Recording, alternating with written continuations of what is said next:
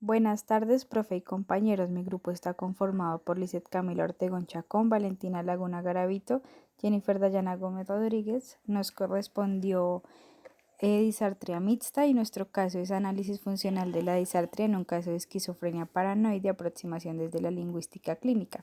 Para entrar un poco en contexto, los pacientes esquizofrénicos suelen padecer problemas en el habla derivados de la patología mental que sufren. Esta investigación se centra en un paciente esquizofrénico que además padece un déficit lingüístico específico, en este caso la disartria, y que por esto no muestra únicamente los rasgos problemáticos en el habla que suelen padecer todos los pacientes esquizofrénicos. Datos de identificación personal y reporte de antecedentes. El sujeto cuyo caso clínico estudiamos y al que llamaremos DTM a lo largo del trabajo para preservar su anonimato es un varón de 40 años que al momento del estudio se encontraba en un centro psiquiátrico por orden judicial. Cursó básica primaria y trabajó como electricista y en el campo, con un diagnóstico de esquizofrenia paranoide además de una disartria mixta como consecuencia de un accidente cerebrovascular. Sus antecedentes son esquizofrenia paranoide, accidente cerebrovascular, obesidad mórbida, diabetes, problemas vasculares y es un exconsumidor de cocaína. En cuanto al motivo de consulta, este se da tan pronto el paciente refiere dificultad para hablar luego de ser ingresado a urgencias a causa de un infarto isquémico parietal izquierdo y cerebeloso derecho. Se detecta tras un trastorno articulatorio de la programación motora del habla, lo que daría lugar a una disartria luego del accidente cerebrovascular. Se evalúa por medio de pruebas extraídas del Programa Integrado de Exploración Neuropsicológica, que es el Test Barcelona de Peña Casanova en 1990. Estas serán explicadas más adelante y también se evaluó con entrevistas con el fin de detectar el tipo de patología del paciente y de esta manera buscar estrategias que minimicen los efectos de alteración del habla en su vida cotidiana. Ahora hablemos del marco conceptual. Aquí encontramos la esquizofrenia. Esta se caracteriza por una distorsión del pensamiento, las percepciones, las emociones, el lenguaje, la conciencia de sí mismo y la conducta. Algunas de las experiencias más comunes son el hecho de oír voces y los delirios. Dentro de esto también se ve vinculada la ACV, lesión en el cerebro ocasionada por la interrupción de la irrigación sanguínea. Encontramos aquí también la disartria. Esta se define como trastorno motor del habla de origen neurológico que está caracterizado por lentitud, debilidad, imprecisión, incoordinación, movimientos involuntarios y o alteración del tono de la musculatura implicada en el habla. Por consiguiente, esta implica una alteración de la articulación de las palabras.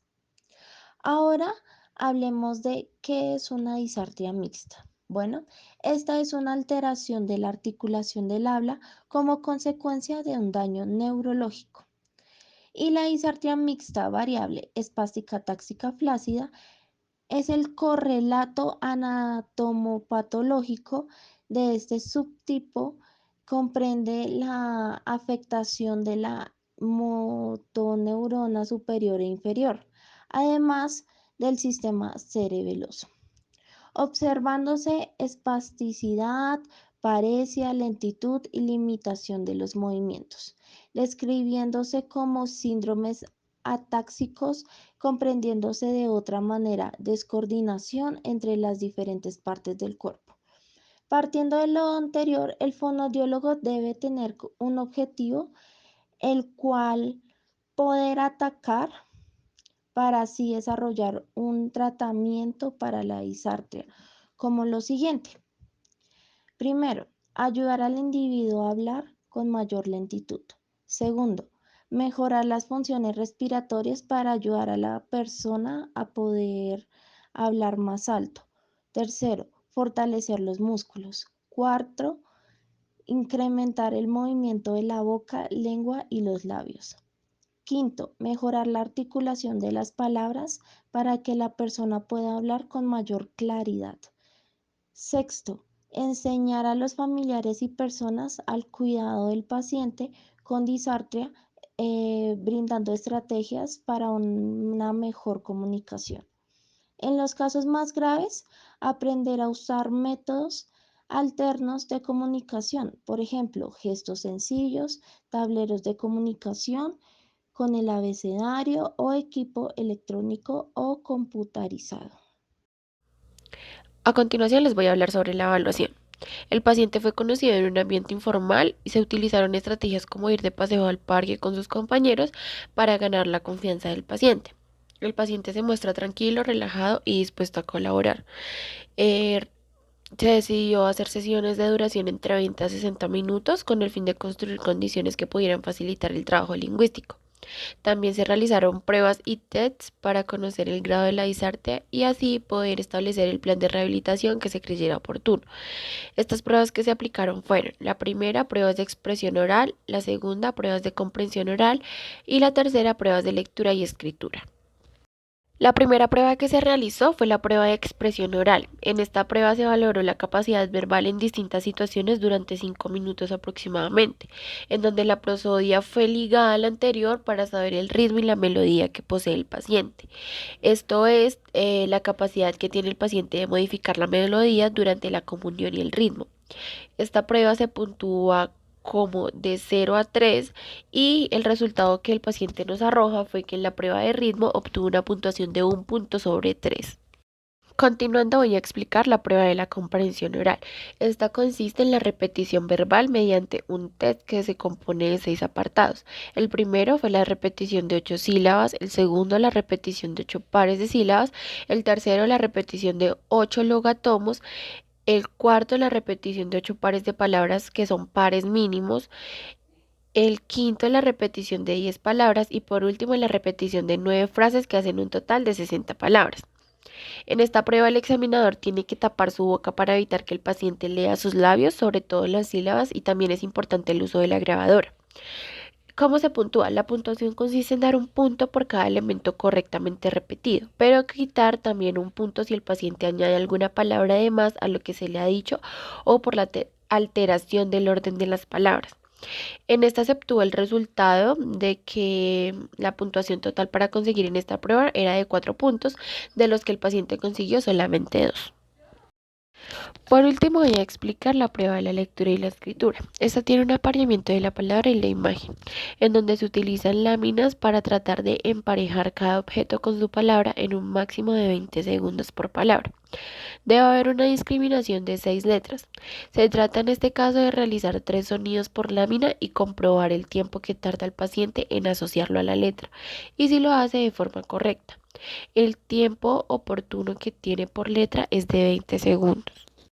Los resultados generales que se obtuvieron en los test y las pruebas fueron monitorizados por el paciente, lo cual nos arrojó que el paciente se desenvuelve mejor en el nivel conversacional ya que lo hace de manera espontánea y sin ser consciente de que está siendo observado, ya que si él sabe que está siendo juzgado en cierto modo, intenta esforzarse mucho más que en cualquier otra situación diaria. Intervención. Para esto se tuvo en cuenta los procesos motores básicos del habla, ya que estos facilitan que el paciente mejore sus habilidades comunicativas y su producción motora, lo que propicia la mejoría de la disartria. El plan consistió en, primero, controlar la respiración de manera abdominal por medio de la relajación, ya que esta es fundamental para conseguir la seguridad y facilitar la entonación y la pronunciación. Segundo, ejercicios de movilización de los labios, lengua y la mandíbula, así como la combinación de todos los movimientos para que el paciente llegase a ser capaz de articular sonidos concretos. Tercero, el inspirómetro incentivo. Se recomienda para que se logre llegar a una respiración profunda de manera correcta, usualmente se utiliza cada 1 o 2 horas. Esto permite una pronta recuperación y también unos pulmones saludables. Cuarto, discriminación auditiva, ya que en ocasiones el paciente muestra dificultades a la hora de escribir lo que no puede pronunciar. Algunas actividades para mejorar la discriminación auditiva serían las pruebas de dictado con distintos niveles de dificultad, comenzando por grafías, pasando por las sílabas, los pares de sílabas, los logatomos, las palabras y finalmente la formación de frases. Todo ello por su posterior verbalización. Y quinto, terapia miofuncional como estrategia para afrontar la rehabilitación de las funciones afectadas. Continuando con la explicación, les voy a dar el diagnóstico comunicativo. Bueno, tras las evaluaciones realizadas al paciente DTM, se determinó que presenta una disartria mixta variable, es decir, espástica, atáxica y flácida. Esto tiene como consecuencia de un accidente cerebrovascular. Se evidenció que el paciente logra desenvolverse mejor en las conversaciones que se dan de manera espontánea, en donde él no sienta que está siendo observado. De ser así, trata de esforzarse más, lo cual hace que el paciente se sienta molesto e incómodo a la hora de dirigirse hacia una persona. Planteamos las siguientes recomendaciones con el fin de obtener el bienestar del paciente. Controlar el contexto comunicativo y también controlar la postura del paciente, asegurándose de que su cuerpo esté recto y de que esté respirando correctamente. Hablar alto, lento y con pausas frecuentes, y de esta forma el habla es más comprensiva y se reduce el cansancio generado. También simplificar el mensaje y apoyar el discurso con lenguaje no verbal. Por último, hacer uso de un tablero alfabético o tecnología basada en computador en caso de que no resulte fácil la producción del habla en el paciente. A continuación, escucharemos cómo suena la voz de un paciente con disartria mixta.